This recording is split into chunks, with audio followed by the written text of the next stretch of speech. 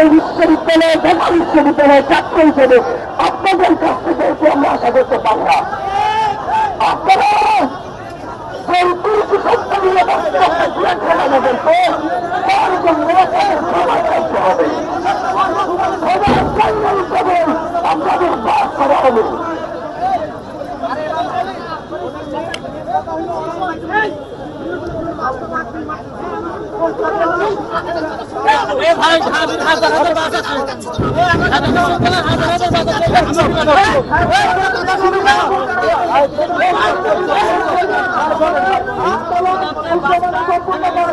ঢাকা বিশ্ববিদ্যালয় বাইরেকে বলতেছি, আপনারা আমাদের সত্য না, আমাদের আন্দোলনে আপনারাও সহযোগিতা করুন, কোন ধরনের বিশৃঙ্খলা করবেন না।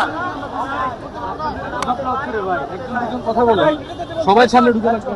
প্রশাসন সিন্ডিকেট হতে পারে, যা কিছু করতে পারে। মোবাইল দিন না ভাই, মিডিয়ার দ্বারা দিতে তারা কি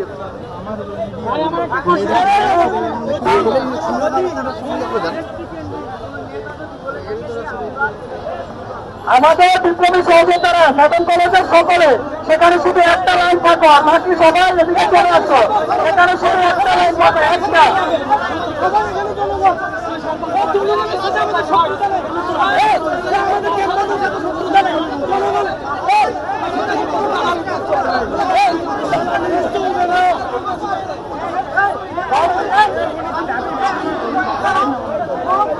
আমরা কোনো ধরনের বিশৃঙ্খলা না করি ভাই, আপনাদের কোনো ধরনের বিশৃঙ্খলা না করি, শান্তশিষ্টভাবে আন্দোলন সফল করবো।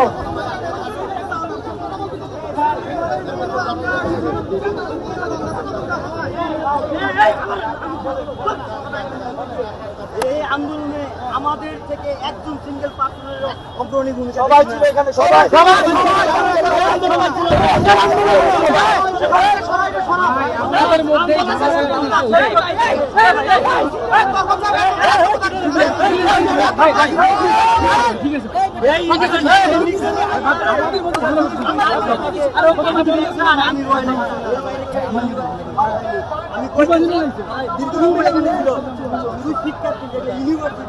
অ্যাম্বুলেন্স, অসুস্থ রোগী, রিক্সা,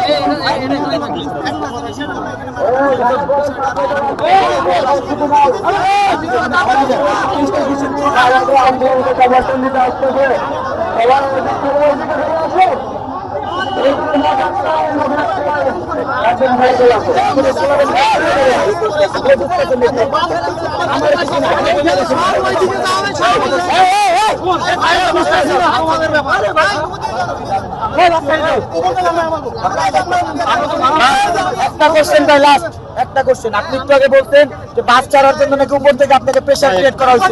এই প্রেশারটা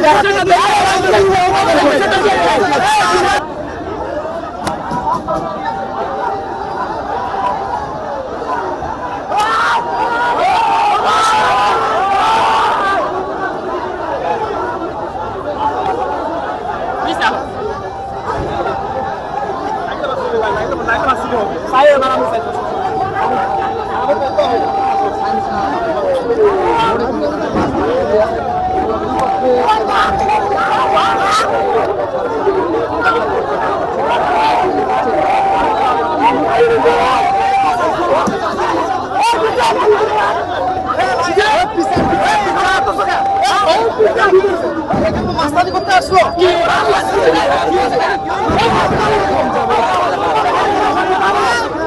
ভাই রুট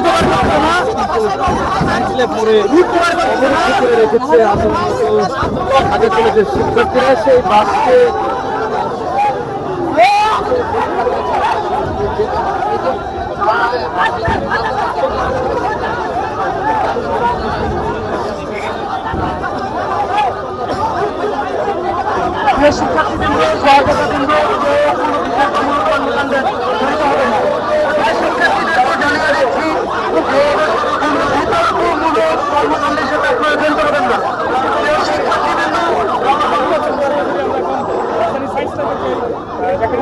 ঢাকা সেন্ট্রাল বিশ্ববিদ্যালয়কে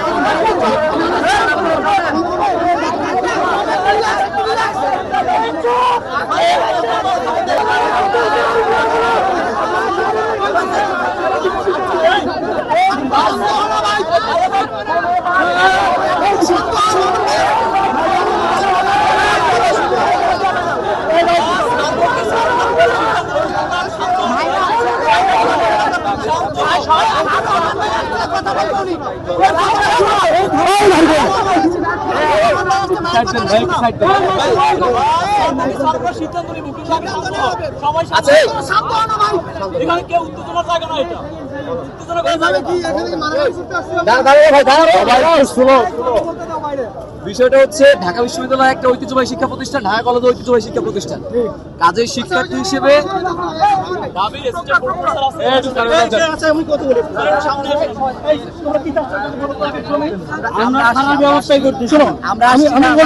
আমি আগে বলি, তোমাদের যে চাওয়া পাওয়াটা এখন কি বিশ্ববিদ্যালয়ের সাথে আছে?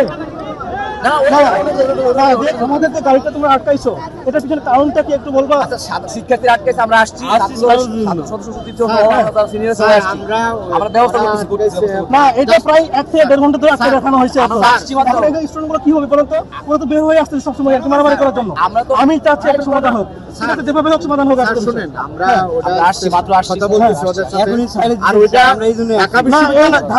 করছে তো ঢাকা বিশ্ববিদ্যালয় দেখে আটকায় না, এটা অনেক সময় ধরে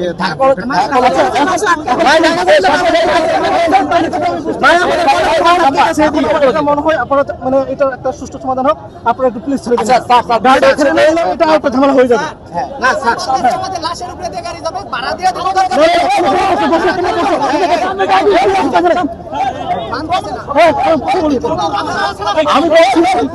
আমার কথা হচ্ছে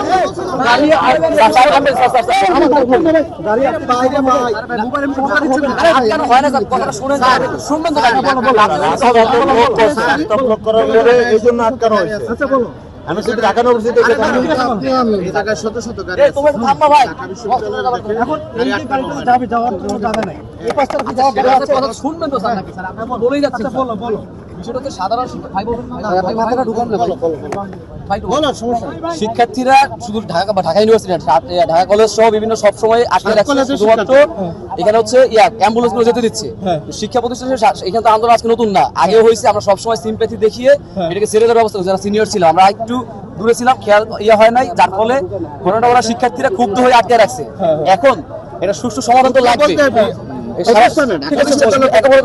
সামষ্টিকভাবে আটকে আছে। এখন ওরা বয়স কম, বুঝে কম, এর জন্য একটা আসছি, ভাইরা আছে, আমরা আছে, সবাই মিলে সমাধান করতে হবে। সুন্দরভাবে বাসটা ছেড়ে দেওয়ার ব্যবস্থা আমরা সবাই মিলে করতেছি, ভাইও আছে, সবাই মিলে, কোনো প্রকার কোনো সমস্যা নাই। ওদেরকে আমরা বুঝাচ্ছি, এখন শিক্ষার্থীরা বুঝে উঠতে পারে না। একটা ওই জায়গাতে আমাদের সাথে আপনাদের কোনো দ্বন্দ্ব নাই, বরং আপনাদের সাপোর্ট দিতে হবে।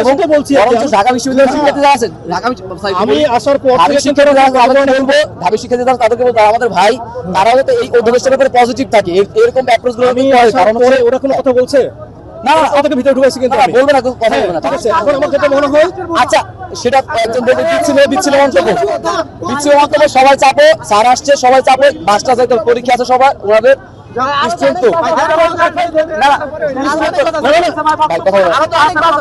আর স্টুডেন্ট তো পরীক্ষা আছে।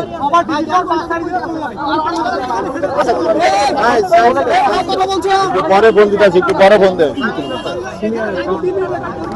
বাত ব্যথা, প্যারালাইসিস কিংবা আর্থ্রাইটিস, আধুনিক ফিজিওথেরাপি ও পুনর্বাসন চিকিৎসায় নির্ভরযোগ্য নাম ডিপিআরসি। পানি আছে কার কাছে? পানি দেন, পানি থাকলে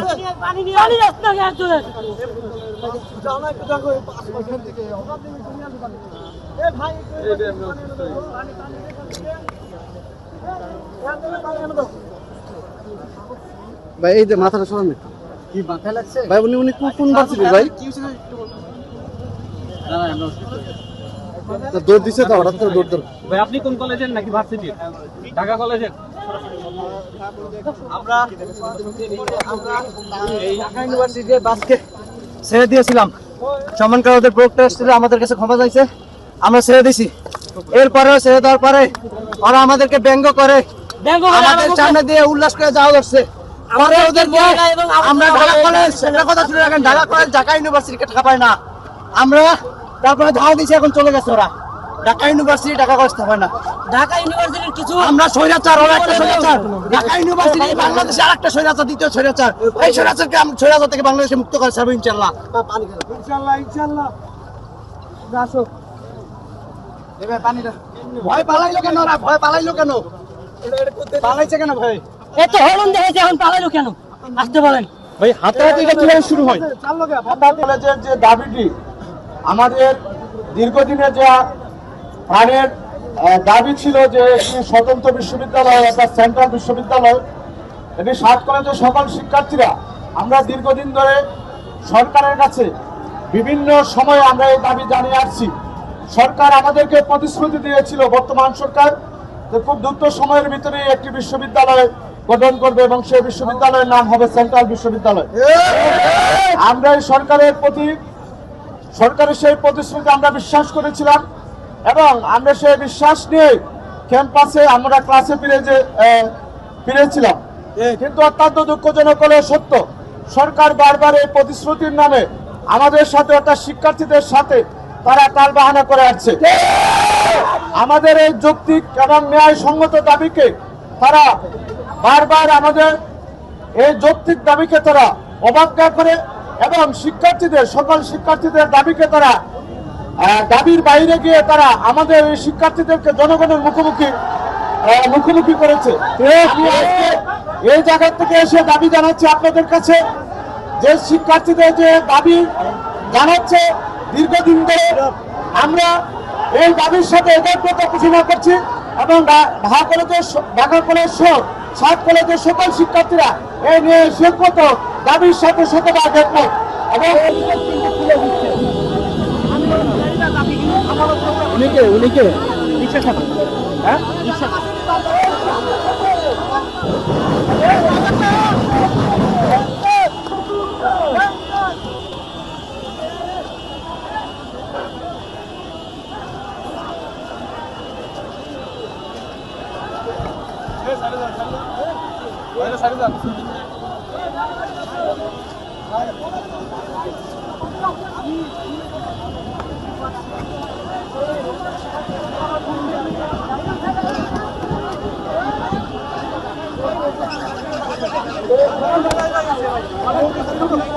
আসলে মূলত কি ঘটনা ঘটছিল কি?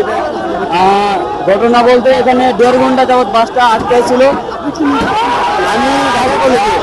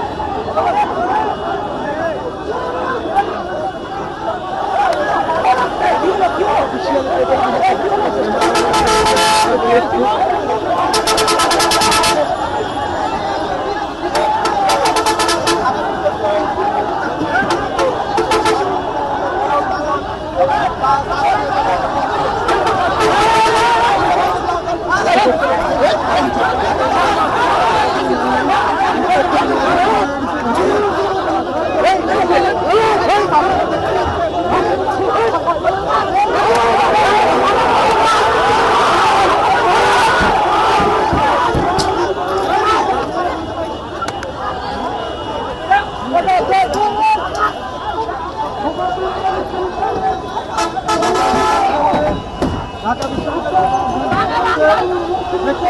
বিশ্ববিদ্যালয় ভাঙচুর করছে।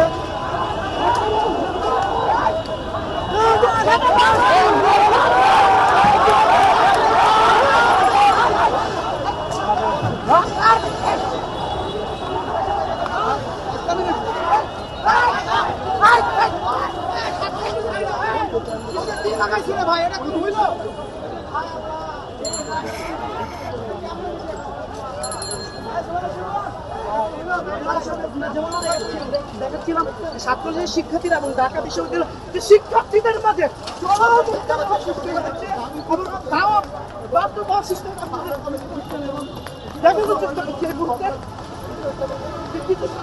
শিক্ষার্থীরা এখনো ঢাকা বিশ্ববিদ্যালয়ে